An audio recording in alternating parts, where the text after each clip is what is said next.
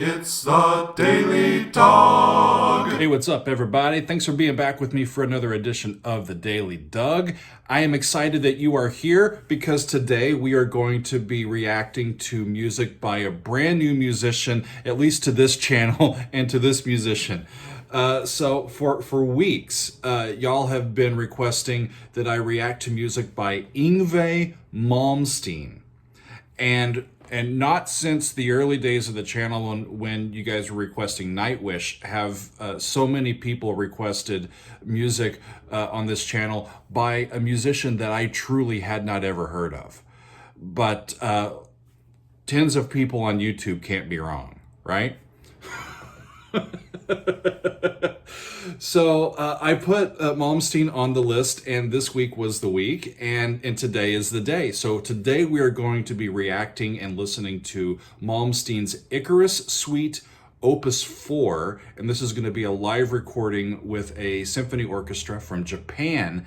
And I'm excited about it because this is, I think, going to be another sort of fusion of heavy metal, electric guitar playing with a more classical approach to music making. And it's going to be interesting. I was doing some reading in about Malmsteen today, and I want to share some background and actually a very interesting story about this piece that I hadn't known until today.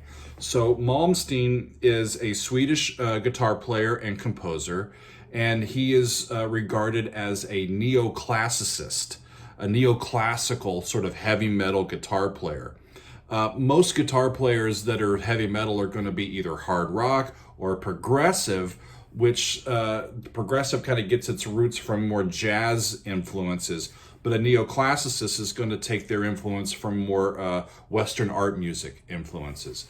Like I said, I had never heard of this guy, but Time Magazine rated him in the top 10 or top 11 of electric guitar players of all time. So I am very late to the party, and like I said, I'm looking forward to this. This guy even named his kid after Antonio Vivaldi, right? So he's really influenced, it says, by Paganini, who we've talked about before when talking about the virtuosic playing of Steve Vai.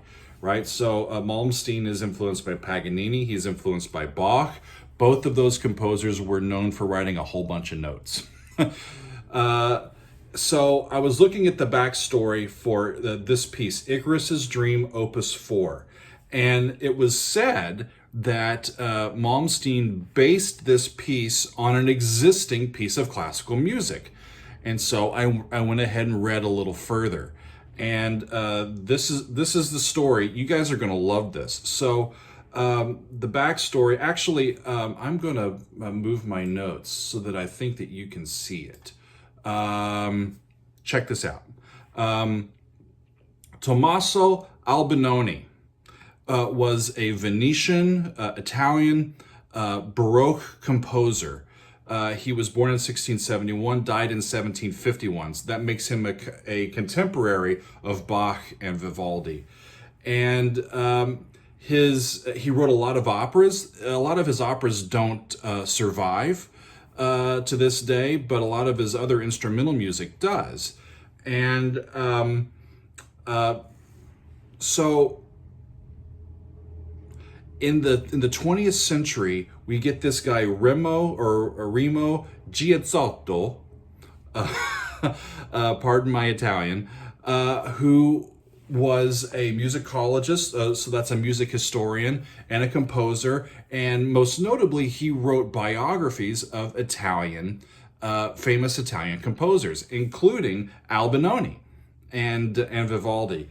And so after the big raids of World War II and the bombing and kind of the destruction of a lot of places in Europe, a lot of historical artifacts of art, of all types of art and just culture were destroyed, sadly. And in the aftermath of this, Giazzotto, who was doing a research into Albinoni to write a biography of him, claims to have found this fragment of what he claims was an early Albinoni piece, and he called it Opus 4 for Albinoni's Opus 4, and saying it was written around 1708. Now, this fragment had apparently had some melody and what we call a ground bass, or this figured bass that would set up this sort of lament progression. And Giazzato went about arranging and composing out and kind of completing this piece that Albinoni had either fully written and most of it was no longer with us, or that he had started and we just have this little fragment left. The thing is, he never ever produced the manuscript or the fragment that he says he based this off of. So this piece is attributed to Albinoni, but its actual authorship seems to be by Giazzato, his biographer, more than by Albinoni himself. And then it seems as though the piece kind of became well known. It's been made famous in pop culture in movies, Orson Welles' movie The Trial, Rollerball, Flashdance, the most recent the assassination of Gianni Versace, the television show a few years ago, and then back in 1984, Icarus's Dream that Malmsteen wrote seems to be based on this chord progression and this piece, the piece itself, I've heard. I wanted to look back and see, have I actually heard this piece before? And I have. I was reminded by it, so I did listen to a little bit of the original piece, and it is a true, like I say here, lament. There is a descending bass line. There is this real sort of emotive and sadness and melancholy about the piece. I want to play a little bit of it for you, just a tad. So this is going to be Albinoni, attributed to him, but his original Adagio in G minor.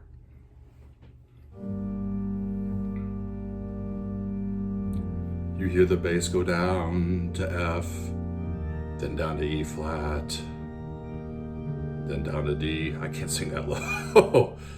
Down to C. Woo!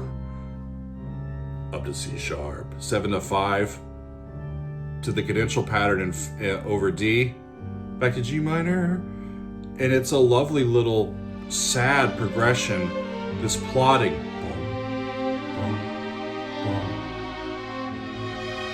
It's a lovely, lovely piece, and it does come across as a true pre-classical or lamenting baroque selection. With the way that the harmonies work and the overall construction, the style of the construction of it. It's a wonderful, wonderful sound. It's great. So we're going to stop that, and then that's sort of it seems to be the basis of what Yngwie is using to then construct and compose his Icarus Dream Suite, which is also called Opus 4. So I don't know if Yngwie has called this Opus 4 because it's based on what would have been Albinoni's Opus 4, or because it was simply written early in his career. Because I'm looking at this and it says that this piece, Icarus's Dream Suite, was the fifth track, or is the fifth track, on Rising Force, which was Yngwie's first studio album, very first, released on March 5th, 1984. And it is since become regarded as an important album in the emerging sort of neoclassical metal genre. So I'm excited to finally listen to Yngwie Malmsteen. Are y'all ready? So this is with the Japanese Philharmonic Orchestra. I'm not sure exactly when this performance took place, but it was uploaded in October of 2017. It's got over 1 million views, and I'm ready to go. Are y'all? Let's do it. Here we go. Yngwie Malmsteen with the Japanese Philharmonic Orchestra playing Icarus's Dream Suite Opus 4. Here we go.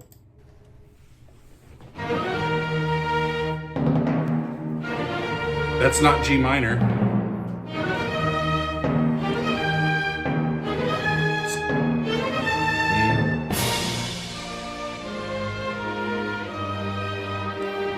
E flat minor, I think, or E flat.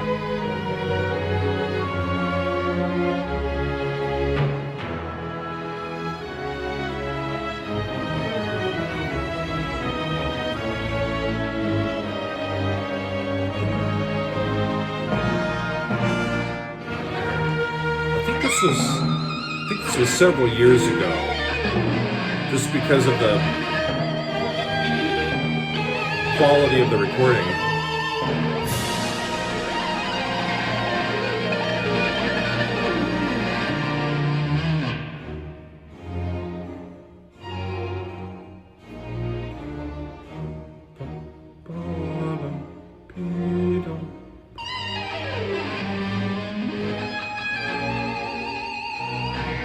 This is so interesting and weird to listen to.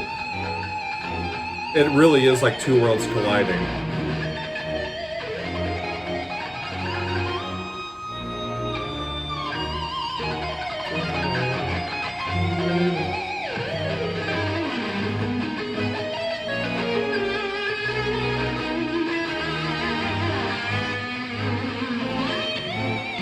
Power size half cadence.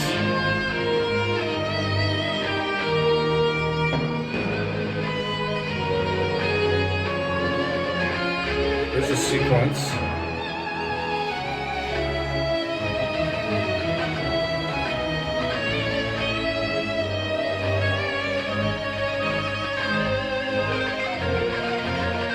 Oh. Okay. So he has changed keys. This is in E flat minor, not G minor, which is an inherently more difficult key for an orchestra to play in.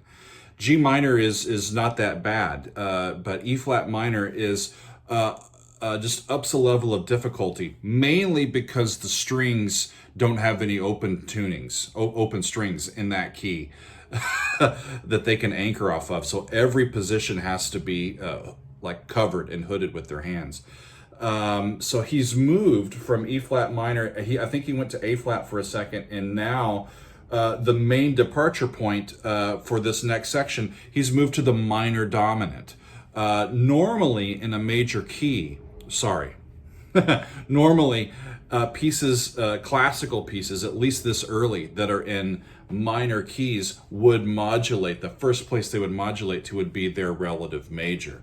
But in this instance, he's modulated to its minor dominant, which is perfectly within within play, within bounds, but not quite as the norm that we would normally expect. I'm going to back up a little bit to just to keep going. This is fun.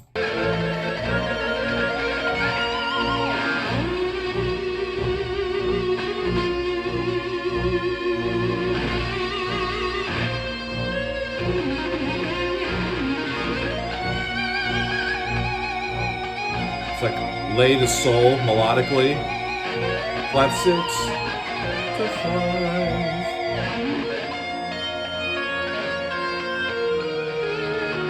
Oh, 1 to 4, 7 to 3 to 6. This is wonderful. Oh! Lovely. That was a descending fifth sequence. I want to back that up a little bit too. Since we're including like really lovely chord progressions, I think I'll talk about them. That was almost a full descending fifth sequence. So what do we mean by that? The chords are moving by fifth, moving down by fifth every time. He's in B flat, so we went from the B flat down to the E flat. The E flat then goes down to A flat, down to D flat, down to G flat, and so on. And in actuality, we're just popping back down a fifth, up a fourth, down a fifth, up a fourth. But it's one of these full diatonic progressions that Baroque composers especially started to make famous when we got equal tuning systems, right? and it was a way to just sort of take a stroll through an entire chord collection of the key that you're in, and get yourself back to where you came from. It was also a neat way for composers, almost like a merry-go-round, because everything is related by a fifth, to go, well, if I want to stop off and go in this key, I'll just go there. It's like wherever you wanted to get off, you could get off really easily and be in a different key. Or you could just go around the whole thing and just stay right where you were. Lovely stuff. This is fun.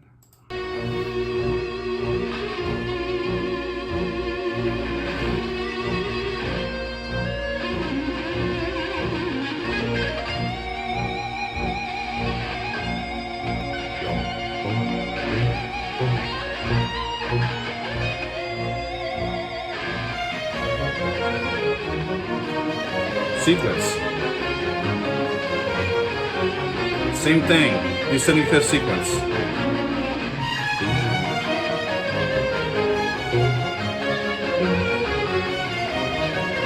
The pattern of it and the fulfilling of that pattern, the expectation that it sets up, and the fulfillment of it is part of what makes that such a rewarding thing to listen to.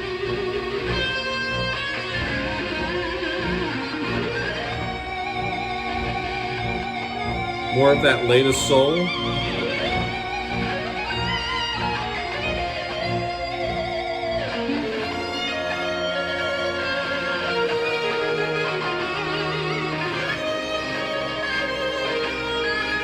This is wonderful. Another one of those to 75th progressions.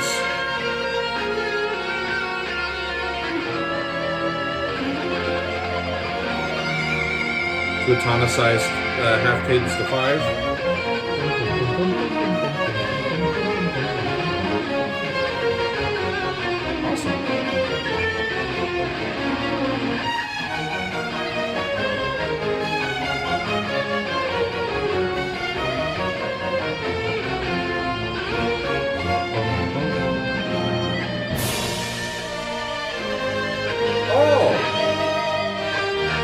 Oh, that's smart.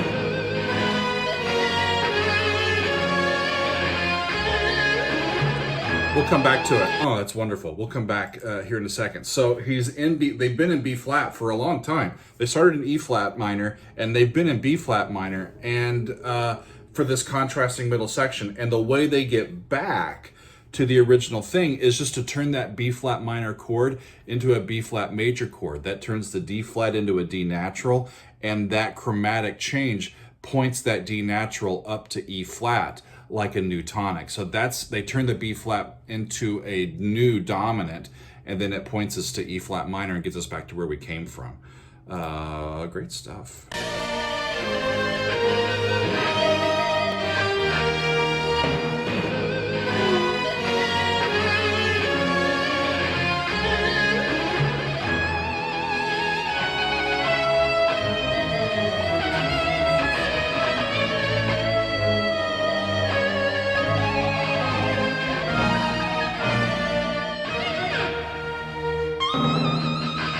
Just like the opening.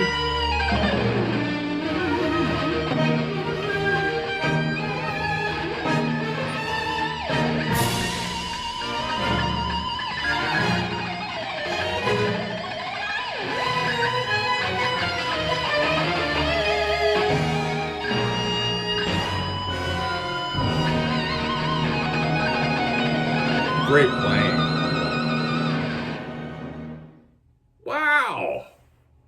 Wow, great stuff. I'll be listening to more by him. Thank you all for suggesting that. It's really fun to listen to because it's music to my classically trained ears, but it's a whole new way of listening to it because we're not used to hearing electric guitar as the lead instrument. There were no electric guitars when Bach was alive, so Bach didn't write for one. And neither did Albinoni. Traditionally, an instrument like that to take over the lead on would have been a violin, which is similarly a stringed instrument that has, you play and all that sort of stuff, but there's no frets, right? Yeah, for some reason, actually for a lot of reasons, but the guitar historically had never really been included as a true sort of Western art music instrument to be included in orchestral pieces. It was always sort of this music is sort of serious music, and this music made with these instruments are going to be popular music for the people to engage in. And those really have stayed in parallel lanes for a lot of years, for centuries. Occasional crossovers, but the people on one side are like, no, this is our music, and the people on the other side are like, no, this is our music. And it's only really recently that everybody's kind of gotten over themselves, and a lot of this stuff has started to cross, seep, and sort of create these really neat sort of amalgamations of styles. And it's a wonderful time to be alive. The music making these days, the ability to record it and share it like I'm sharing with you today is just astounding. And it's a wonderful time, despite all of the crazy stuff going on, to be alive and to kind of love and relish and be inspired by our musical artists. So Yngwie, awesome stuff. I look forward to listening to more of your compositions.